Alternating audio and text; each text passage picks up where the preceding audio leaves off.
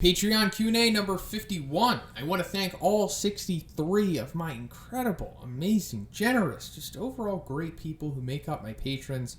I'm beyond grateful for everything that you do for me, guys. So, again, thank you so much. And to everyone else listening, there's going to be some spoilers in these questions and answers, so tread carefully after this point. Joshua D asks, "Howdy, Shonen. Just wondering if you think that Flashy Flash is fast enough to parry Atomic Samurai's attacks, or maybe even his Atomic Slash." So this is going to be controversial, but I think that he is, and I think that he could. So we don't really have a lot of feats to compare or like solid information to say that Flashy Flash is definitively faster than Atomic Samurai's attacks. But just based off of what we have seen, and in my own opinion, how one depicts these two characters, I feel like the feats that we've seen and the sequences and the emphasis placed on Flashy Flash as opposed to Atomic Samurai kind of shows that he can. Namely, just their two encounters with Awakened Garo. Like, Atomic Samurai does the Atomic Slash to Awakened Garo, and it shows that he does the attack, but Garo just avoids it and then breaks his blade and then takes him out. It's very quick, not much emphasis put on it. But as when Awakened Garo goes against Flashy Flash, we get that whole huge sequence of the time slowing down. We get the time counter. We see all of the strikes that Flashy Flash does to him, and Garo's able to parry them. And then he's like, I figured out all of your moves. Flashy Flash is even fast enough to avoid one of Awakened Garo's strikes. We also saw how Flashy Flash did against Saitama in the training room. It just seems like one is kind of telling us that Flashy Flash is faster than Atomic Samurai, and likely, based off of that, we probably can just assume that he could deflect, or at least parry, the Atomic Slash. I don't think that's too far-fetched to say, but maybe once the manga reaches these feats and sequences, it will become more clear then. Joseph K. asks, "Hey Shonen, I finally bit the bullet and read the webcomic, and you weren't kidding about it being quick. But simultaneously, I can't believe how much story we've got left of the Monster Association in the manga." Oh wow, Joe, I didn't know that you didn't read the webcomic yet. I just assumed everyone on Patreon had read it, and you've been very active too. Wow, such a surprise to me. I hope I didn't spoil you on anything, but if I did, I'm sorry. My question is, how could Saitama not be promoted to S-Class after the Monster Association incident? Child Emperor, My Mask, Zombie Man at least saw that he obliterated Garo and basically saved all their lives. Even if they think that he doesn't have the right attitude, they made Watchdog Man in S-Class, and he literally won't kill a monster 1 millimeter outside of Q City, but a dude that saved the world. We need more proof. Did the heroes not give incident reports / other than the story obviously wanting to build up to Saitama's promotion? Is there a viable reason why he would not be made an S-Class hero? Peace, man. So that's more or less like the strongest thing here, is that the story wants to build up to his promotion being an S-Class hero, and that's why he's not immediately one. But there is other reasons too. So it seems like, well, at least the insight that we got from Flashy Flash recently was that the heroes more or less believe that Saitama defeated a weakened Awakened Garo. Like, all of the heroes teaming up on him, along with everything else that went into the battle, weakened Garo enough for Saitama to defeat him. That's what they all ultimately believe, besides King and Genos, of course. But also, we have to remember that, like, the world, the people in this world, at least, are kind of delusional about things, especially the S-Class heroes. And they ultimately believe that, like, Saitama is strong, definitely, but they still have, like, this wall of delusion between them and Saitama, and ultimately most characters do, even after seeing Saitama's feats, because, like, Fubuki, after she saw Saitama, what he was capable of doing to her, and Sonic, she still even said that he was weaker than a My Mask, Tatsumaki, and Blast. Even with Suiryu, like, when Suiryu went against Saitama, he realized that he was ultra powerful, and even after he saw him one-punch Bakuzan, he still thought that he wasn't enough to defeat Goketsu. Even Genos thought that Saitama wasn't enough to defeat Goketsu, and that's friggin' Genos.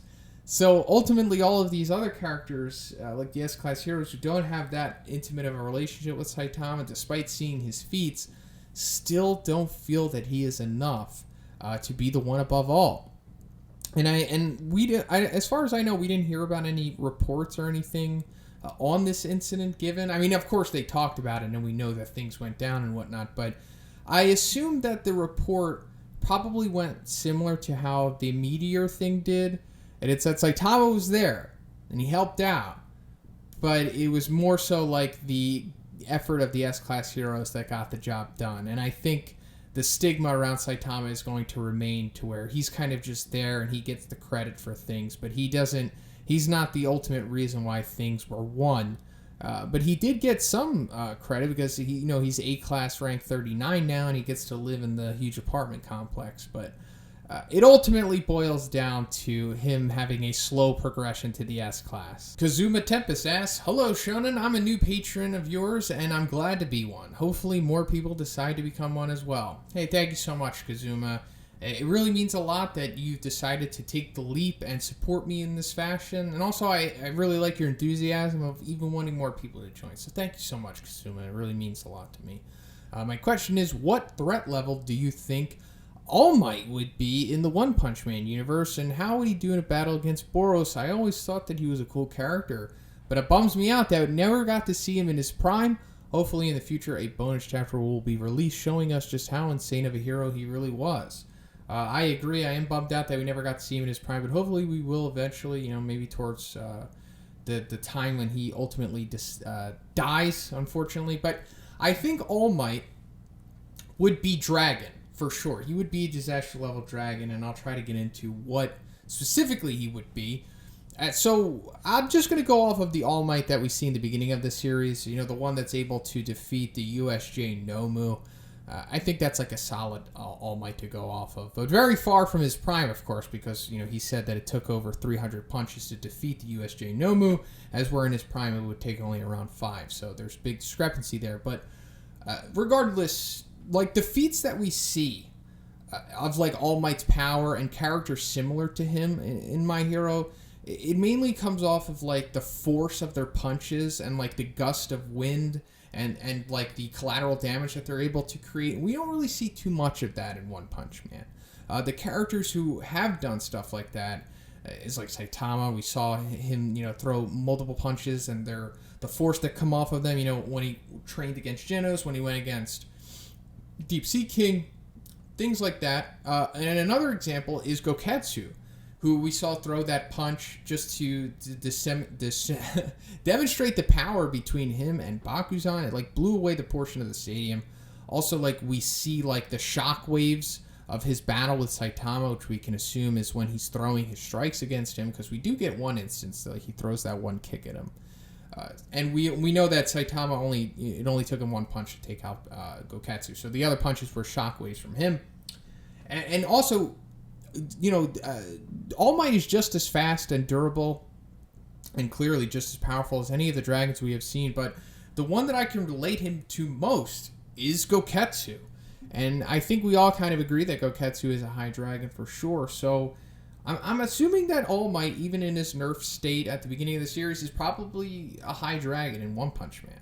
That's going to be controversial, and that's probably going to offend some people, but it's really how I feel. I mean, also his speed feats are even similar to Goketsu. Like, Goketsu does the whole thing where he's just standing there, and he's so fast that he just appears behind somebody else. Now, granted, this is a trope in many, battle manga and whatnot, but All Might is easily able to do this, even to fast characters, just like how Goketsu did it to Suiryu.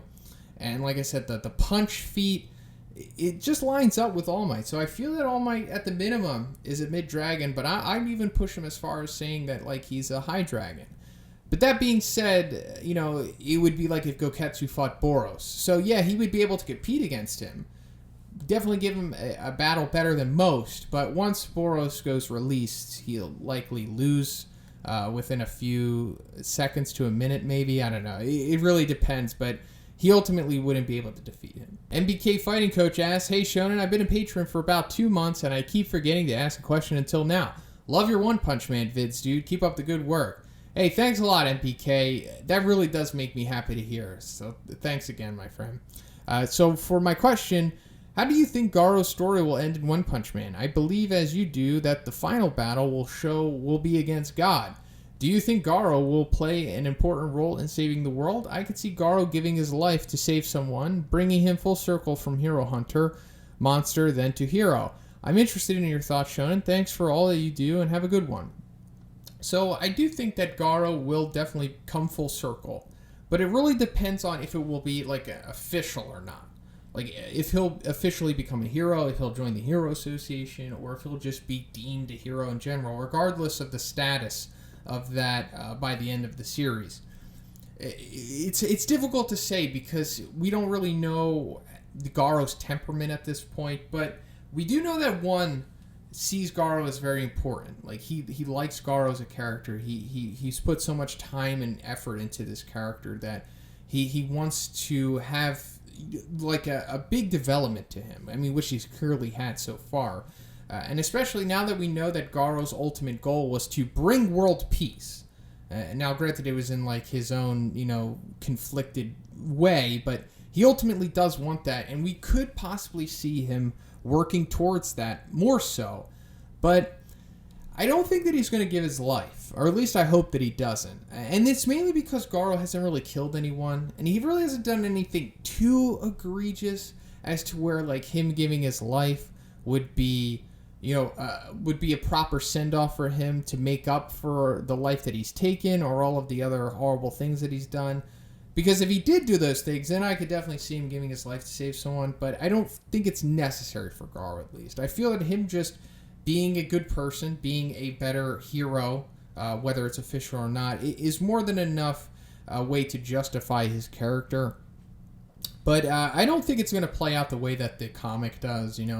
I forget exactly, but I know like he teams up with Saitama to take on God. I mean, that would be cool if it happens, but I don't think it's going to play out that way. But I think more or less Garo is just going to be that guy who's just out there, who is a hero, but not officially one. Like he'll take down the monsters and he'll save people, but he'll probably insult them in the process. Kind of like Bakugo from My Hero, but like a cooler version of that. Napay69 asks, nice. Hey Shonen, I love your One Punch Man vids and Q&As, so I decided to become a patron. Hey, thank you so much. That really does make me happy, more than you know. So again, thank you. I really do appreciate it. My question is, how would you feel if Blast ended up being like King, in where he just got really lucky with the monster encounters and ended up being the #1 hero?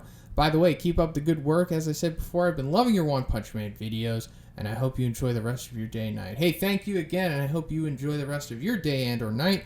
So, I don't think that this is the case with Blast. Maybe it would be just a little too repetitive if we had like multiple characters like King, where they're just getting by faking it.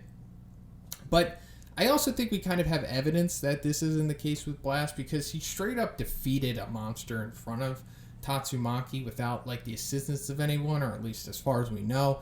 And he kind of proved to Tatsumaki and Fubuki, based off of what she said, that he is ultra powerful. Also, just the way that the Hero Association talks about him, it's different from King, just in my opinion, because it seems like his feats are like proven, and they're not kind of just insinuated. Just taking a guess here, because obviously we don't really know much about Blast at this point. And for all we know, your theory about this could be true. And I've actually seen multiple people that think this about Blast as well. And it is possible, but I just don't feel that this is where it's headed with him.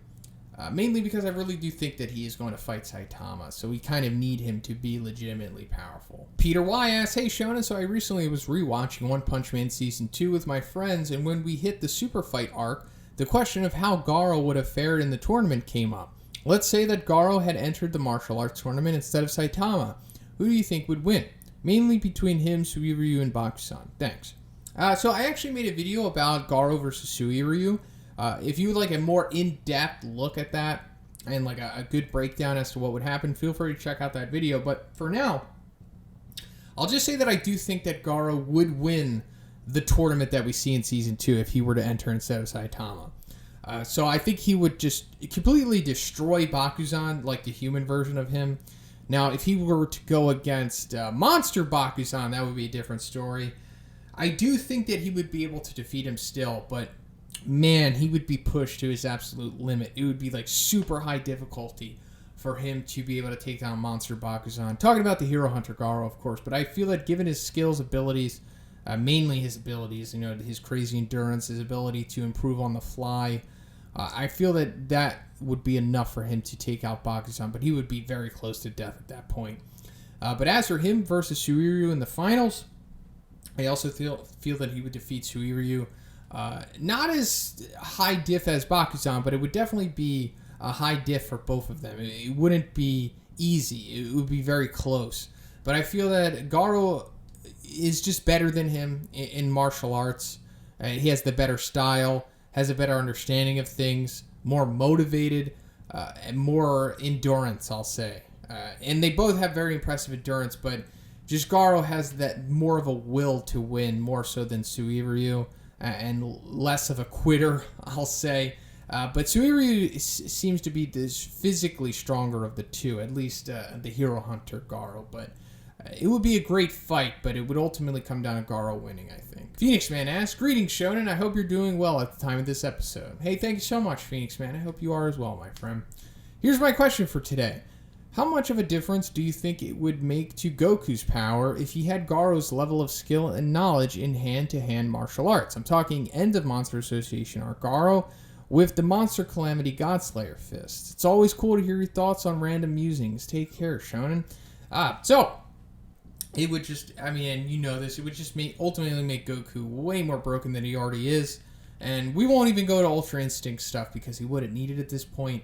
And he can't even tap into it if he wants to, which I like. I like that they're nerfing Goku to that point because Ultra Instinct obviously is way too powerful, even for a series that is already way too powerful. But that's a story for another time. So if Garo did have, if Goku did have the knowledge and the skills that Awakened Garo does, it would make him cooler, I would say. But I really don't think it would matter, at least in Dragon Ball Super, with the whole hand-to-hand and martial arts aspects, because the series has kind of abandoned that stuff. A lot of emphasis was placed on it in Dragon Ball, before Dragon Ball Z, and that was one of the cooler parts of that series. But after that, it's kind of just went out the window, and everybody kind of just fights the same, and it ultimately comes down to, like, whatever somebody's gimmick is, like, with their crazy energy attack that they could do, or their weird little, energy-based thing that they're capable of doing. But aside from that, it really does look like everybody just fights the same. Like, it's just punches, kicks, knees, maybe a headbutt here and there, and then maybe just some kind of weird physical ability that they'll have. But other than that, it's all kind of just copy and paste, just in my opinion. Man, it really does seem like I hate on this series, but I don't. I really do enjoy it. It's just, I don't know, it's just lacking compared to the other nuances that other series have, and I'll just say that. But given what we do see in Super and stuff, it would make Goku have, like, all of the other abilities that he's seen and learned, and we kind of get a glimpse of that, like when he goes against Kalen Khalifa in the Tournament of Power, which is one of my favorite fights. Very cool, because we see him, like, use, like, the finger beams, kind of like Frieza, and then he does, like, Yamcha's Spirit Ball, which is very cool, and maybe he does some other stuff that I forget about. But if Goku did have, like, this true ability, he would be able to do, like, the Final Flash, which would be awesome. He would kind of become like Cell at that point, I guess, but different. He would do it in his own way, and it wouldn't be like a gimmick to him.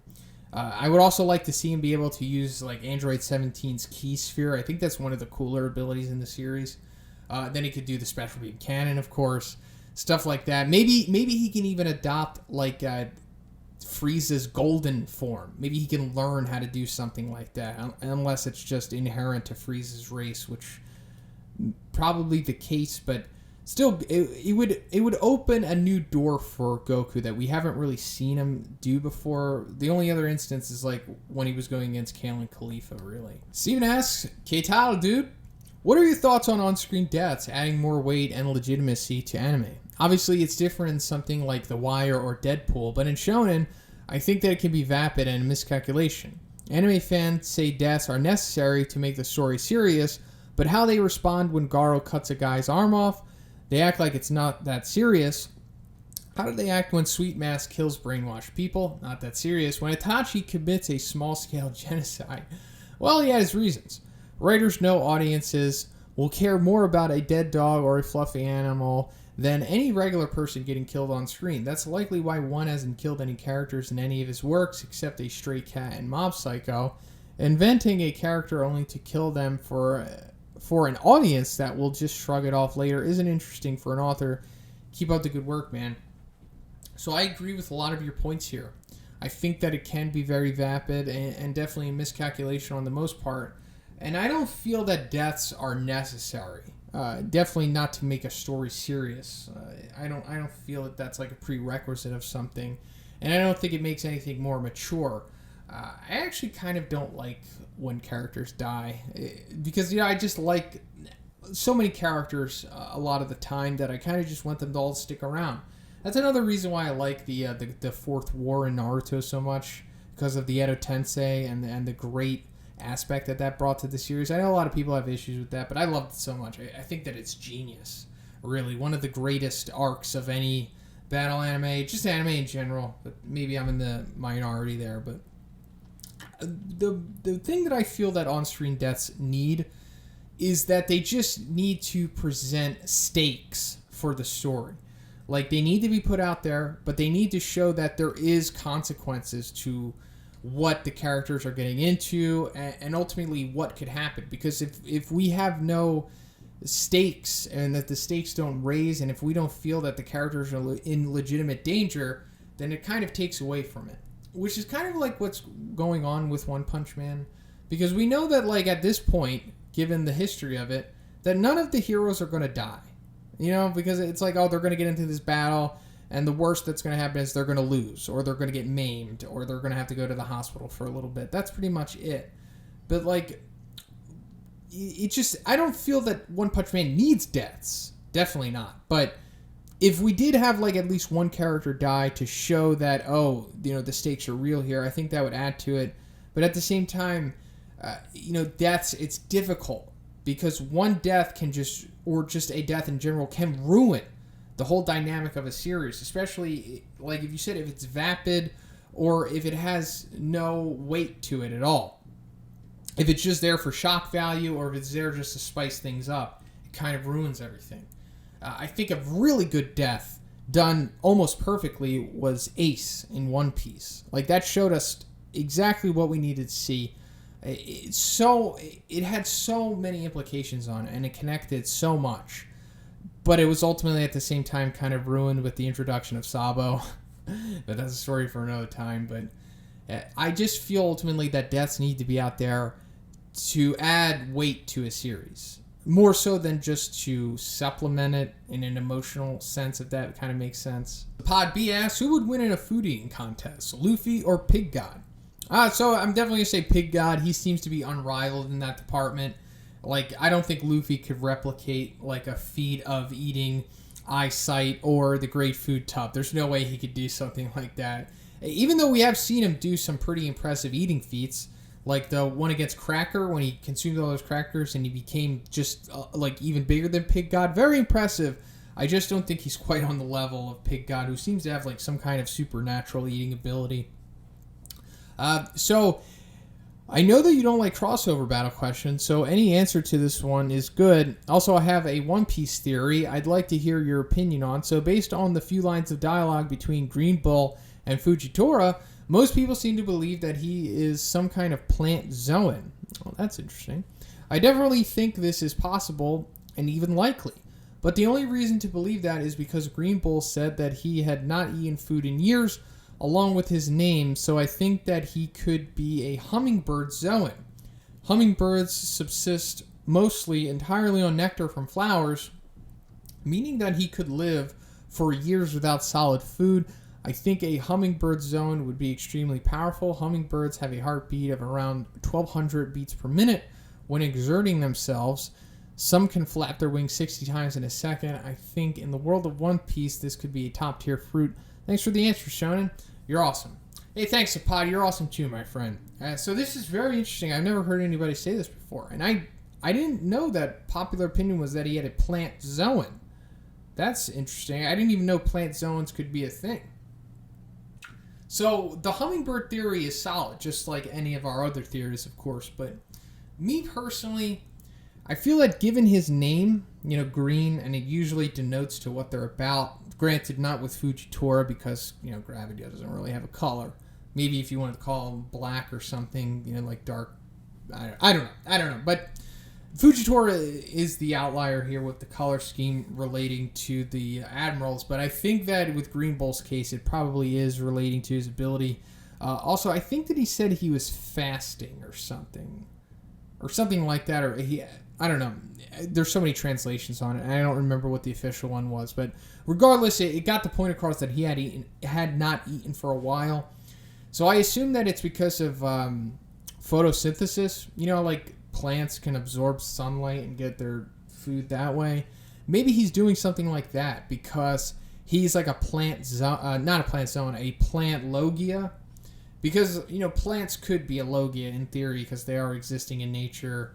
And but it would kind of be weird. But, at the same time, Caribou, he's a logia and he's like made out of mud or swamp, whatever his fruit is. So maybe Green Bull has something similar to where like he's just like plants, or it could be a paramecia too. But given that he is plant-based in his fruit ability, that would allow him to have photosynthesis and stuff like that. And also, just think about like the capabilities of his powers. It would definitely be that of an admiral if he could just like use plants and just like vines and stuff like that. Like we've seen this power multiple times throughout different series. But I'm sure Oda can take this to the nth degree with like what an admiral is capable of. So I just feel it's like that. But him being a hummingbird Zoan would be cool too, because we've seen the other Zoans like the CP9 guys, CP0 as well. They're pretty cool. So I would like to see that, but at the same time, I think he's probably has something to do with plants, mainly because of his name, honestly. So that's pretty much it for the video today, guys. Once again, I want to thank all 63 of my incredible patrons. Guys, you really do help me out so much, and I am so incredibly appreciative of it. If you would like to be in next week's Q&A, just simply check out the $5 tier on my Patreon page, and that will give you access to this. If you liked it, please give it a like, and if you haven't already, please subscribe as well. Have a great day, and I'll see you in the next one.